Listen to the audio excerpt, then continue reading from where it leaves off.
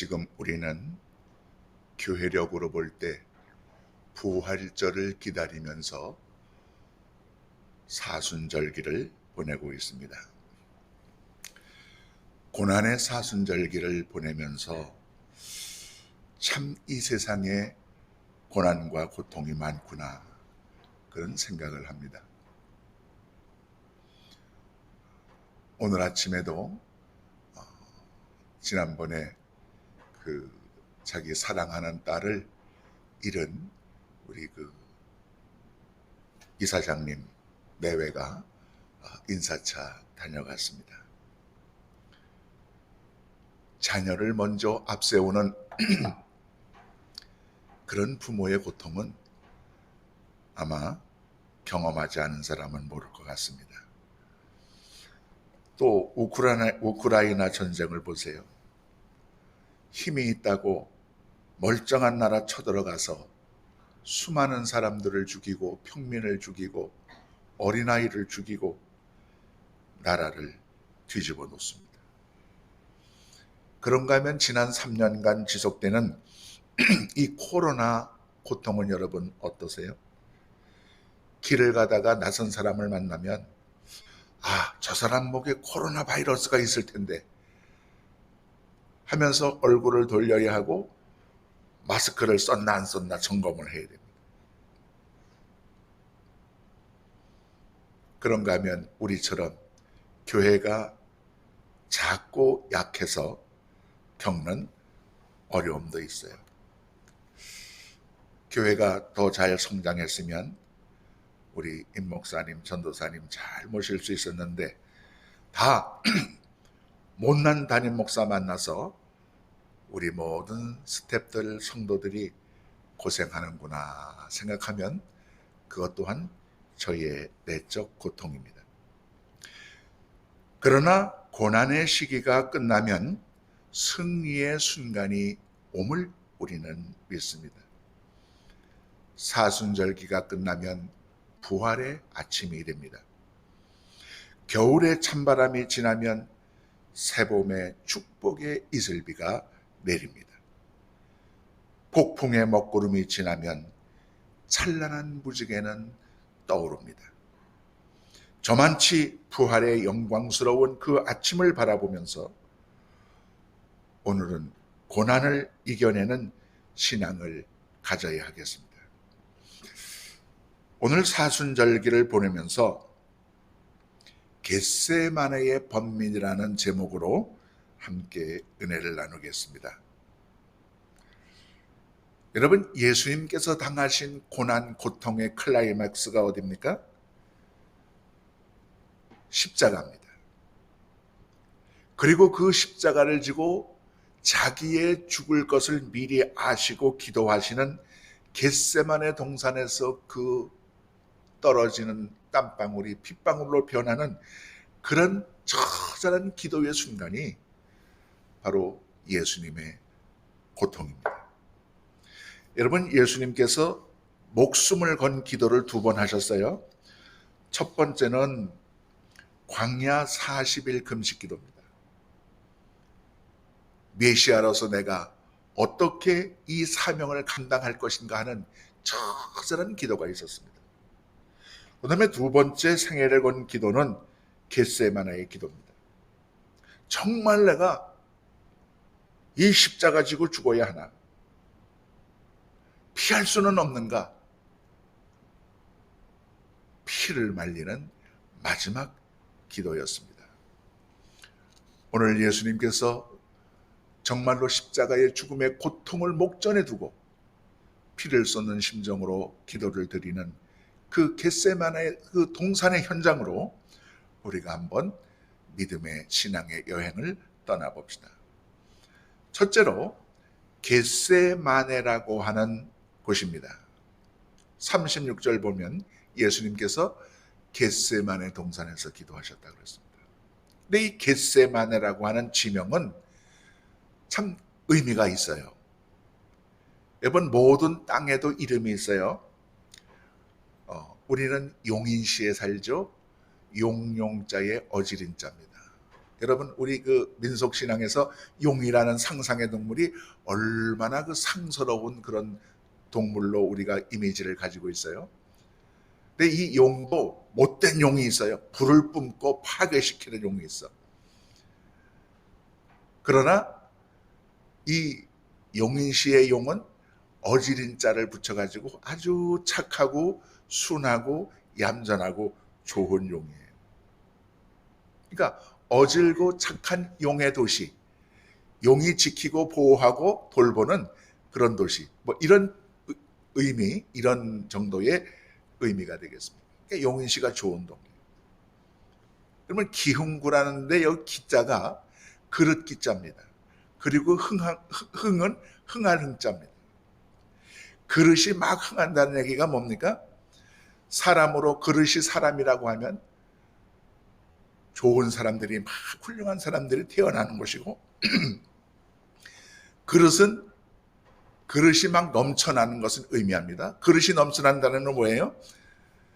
큰 그릇, 좋은 그릇, 금그릇, 많은 그릇이 넘치고 차고 넘치고 그 그릇마다 가득히 곡식이 담긴다는 겁니다. 그러므로 이 기흥구는 복이 많은 마을, 또 좋은 일꾼들이 막 번창하면서 일어나는 마을, 그런 뜻이라는 겁니다. 그래서 용인시에 사는 우리 새길교회 성도는 용인시 기흥구 이름처럼 부자되고 복받고 얻으신 분들이 될 거예요.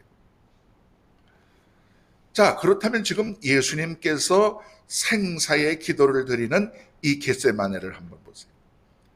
겟세마네는 무슨 뜻인가 하면 동네 이름의 뜻이 기름을 짠다, 그런 뜻이랍니다. 기름 짜는 동산에서 지금 예수님께서 기름을 짜는 기도를 드리신 거예요. 기름을 짜는 듯한 처절한 몸부림의 기도를 드리고 있어요. 그러므로 겟세마네는 하나님의 뜻을 죽음을 통해서, 십자가를 통해서 이루려고 하는 예수님의 몸부림의 현장입니다. 육과 영의 투쟁의 현장입니다. 이성과 신앙의 싸움의 장소입니다. 육체의 기름을 다 짜내는 듯한 그런 고통의 기도를 드리는 장소가 바로 겟세마네. 여러분, 우리도 나름대로의 내 마음속 겟세마네 동산을 가져야 합니다. 이성의 요구와 신앙의 요구가 충돌할 때 신앙을 따르려고 하는 처절한 겟세마네의 몸부림이 있어야 합니다. 겟세마네의 기름 짜는 기도가 우리 삶 속에 있어야 합니다. 여러분, 사도 바울도 마음속에 이 겟세마네 동산이 있었습니다. 사망의 법과 생명의 법이 서로 갈등을 일으키고 싸웠습니다. 손양원 목사 같은 분도 여순반란 사건 시에 폭도들에 의해서 두 아들이 죽었어요. 아들 죽인 폭도를 사형시키라고 하는 육의 요구와 그들을 용서하고 아들로 삼으라는 영의 요구가 기름 짜는 그 겟세마네의 처절한 몸부림이 있었습니다. 자기 아들을 살해한 그 폭도들을 결국은 아들로 삼는 신앙으로 승리합니다. 이성과 신앙이 싸울 때 우리는 너무나 쉽게 신앙 쪽을 포기하지는 않습니까? 겟세마네, 기름 짜는 몸부림의 신앙으로 세속의 이성적 요구를 물리치고 신앙적 요구를 따르는 것이 참 신앙입니다. 둘째로 위대한 결단이라는 주제입니다. 여러분, 신앙이라고 하는 것은 결단입니다.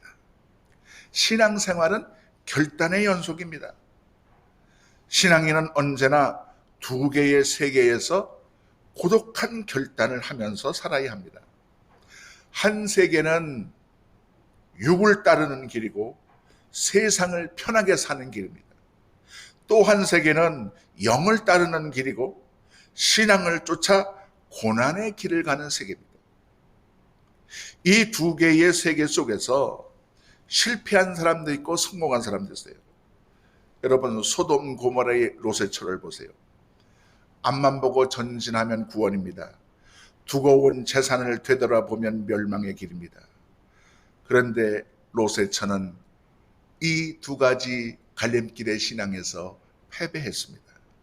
그래서 소금기둥이 되었습니다. 여러분, 요나를 보세요. 니느웨로 가서 고난을 당해도 하나님의 뜻을 선포하라고 하는 것, 이것이 순종하는 길입니다. 그런데 육체를 위해서 다시스로 도망가서 편하게 살려고 했습니다. 결국 그도 신앙적 결단에 실패를 했습니다. 반면 요셉을 보세요. 보디발의 아내의 유혹을 받아들이는 것은 호강하는 길입니다. 육체가 편하게 사는 길입니다. 그러나 거절함으로 감옥에 갈지라도 거절하는 것은 하나님의 뜻을 따르는 겁니다. 그게 신앙의 길입니다.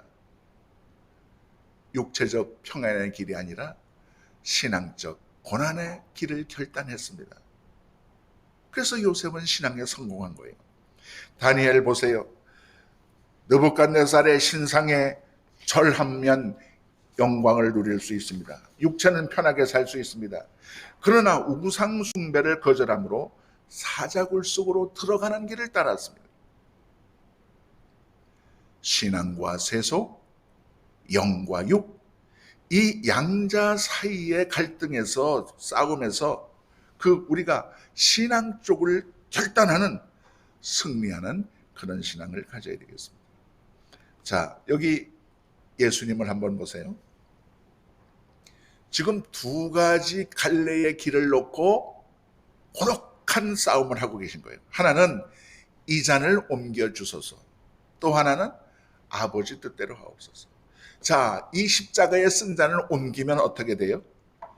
육신이 삽니다. 십자가 지지 않아도 됩니다. 고통도 없습니다. 인간적인 길입니다. 세속적인 길입니다. 이기적인 길입니다. 근데 아버지의 뜻대로 하면 어떻게 돼요? 육신은 죽어야 합니다. 십자가의 처절한 고통을 감당해야 합니다. 그러나 메시아의 길입니다. 거룩한 길입니다. 인류 구원의 길입니다. 이 사이에서 지금 예수님께서 기도하고 계신 거예요. 이 십자가에 쓴 잔을 마실 거냐? 아니면 아버지의 뜻을 따라 마실 것이냐? 아니면 내 육체의 뜻을 따라서 거부할 것이냐? 기름 짜는 기도를 하고 계신 거예요. 갈림길입니다. 양자택일의 결단의 시간입니다. 괴로운 선택의 순간입니다. 고독한 결단의 순간입니다. 결국 예수님은 죽는 길, 십자가의 길을 택하게 되십니다. 우리가 이것을 알아야 합니다. 세속을 따르는 길은 사는 것 같으나 죽는 길이요, 십자가의 길은 죽지만 영원히 사는 길입니다. 부활의 길입니다. 괴로운 선택과 결단의 순간, 고통이 없어 보이지만 영원히 죽는 길이 아니라 십자가의 길이지만 영원히 사는 길을 선택하는 것, 그것이 신앙입니다. 십자가의 길을 선택합시다. 고난의 길을 선택합시다. 부활의 영광이 기다리고 있습니다. 세 번째는 42절에 나타나는 말씀, 아버지의 뜻을 묻는 신앙입니다. 여러분, 자녀가 철이 들었다, 안 들었다, 어떻게 구별할 수 있습니까? 철이 안 든 어린 자녀는 무조건 부모에게 무엇을 달라고만 합니다. 내 요구만 들어달라고 합니다. 그런데 철이 든 자녀는 어떻습니까? 부모님이 원하는 것이 무엇인가?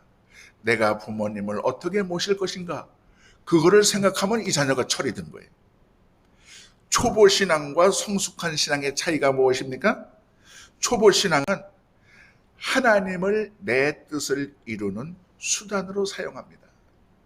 하나님 이것도 해주시고, 하나님 저것도 해주시고, 하나님 이것도 주시고 저것도 주시고, 부자 되게 하시고, 아파트 평수 늘려가게 하시고, 자녀 잘 되게 하시고, 복 받게 하시고, 진급하게 하시고. 그런데 성숙한 신앙은 무엇입니까? 하나님을 내 뜻을 이루는 수단으로 이용하는 것이 아니고 내가 하나님의 뜻을 이루는 수단으로 이용당하기를 자원하는 것이 성숙한 신앙입니다. 여러분, 이제 우리 신앙의 패러다임이 바뀌어야 합니다. 하나님, 이것이 제 뜻입니다. 그러니 하나님의 뜻은 저하고 상관이 없어요. 제 뜻은 이것이니까 잔말 마시고 이루어 주시고 응답해 주십시오. 바뀌어야 합니다. 하나님, 이것이 제 뜻은 맞습니다. 그러나 하나님의 뜻에 어긋난다면 제 뜻을 버리겠습니다. 내 뜻은 무엇이 되어도 좋사오니 하나님의 뜻을 이루소서. 이 종을 당신의 뜻을 이루는 도구로 써 주시옵소서. 이 하나님의 뜻을 묻는 신앙으로 우리의 신앙의 패러다임이 바뀌어야 합니다. 우리의 신앙을 한번 돌아보세요. 예수님이 십자가 지시던 말던 나는 모릅니다. 주님께서 겟세마네 동산에서 피를 토하는 그런 번민의 기도를 하시던 마시던 난 관계가 없습니다. 1000번 만번 십자가 지시는 것하고는 관계없으니 내게 축복만 주시면 됩니다. 내게 다른 것 요구하지도 묻지도 마시고 그냥 복이나 주고 가세요. 나는 복 받을 때나 예수님이 필요하지 다른 간섭은 싫습니다. 여러분, 이런 것이 우리의 보편적 신앙의 정서가 아니었는가요? 바뀌어야 합니다. 하나님의 뜻이 무엇입니까? 제게 있는 것 원하십니까? 드리겠습니다. 제가 십자가를 져야 합니까? 골고다 언덕길을 따르겠습니다. 이 종이 죽어 하나님의 뜻이 이루어진다면 제가 십자가의 제물로 사라지겠습니다. 여기에 진정한 신앙인의 모습이 있는 것 아니겠습니까? 나의 원대로 마옵시고 아버지의 원대로 하옵소서. 내 뜻은 십자가를 회피하고 사는 것이오나 아버지의 뜻이 십자가를 지고 죽는 것이라면 그리하옵소서. 이 종이 따르겠나이다. 이것이 고난중간을 보내는 우리의 기도가 되어야 할 것입니다. 46절 말씀입니다. 겟세마네의 처절한 기도를 마치신 후 예수님은 결국 십자가를 지러 가십니다. 여러분, 언제 기도가 끝납니까? 예수님의 이름으로 아멘 할 때 기도가 끝납니까? 아닙니다. 예수님의 겟세마네의 기도는 십자가에서 기도한 대로 아버지의 뜻을 따라 죽는 순간 그 겟세마네의 기도는 끝이 나는 겁니다. 기도는 예수님의 이름으로 아멘함으로 끝나는 것이 아니라 비록 십자가의 길일지라도 기도한 대로 그 길을 감으로 자신을 죽이는 순간 그 기도는 끝나게 되는 겁니다. 기도와 삶, 기도와 행동은 두 개가 아니라 하나여야 합니다. 힘들고 어려워도 십자가 고난길에 주님 따르심으로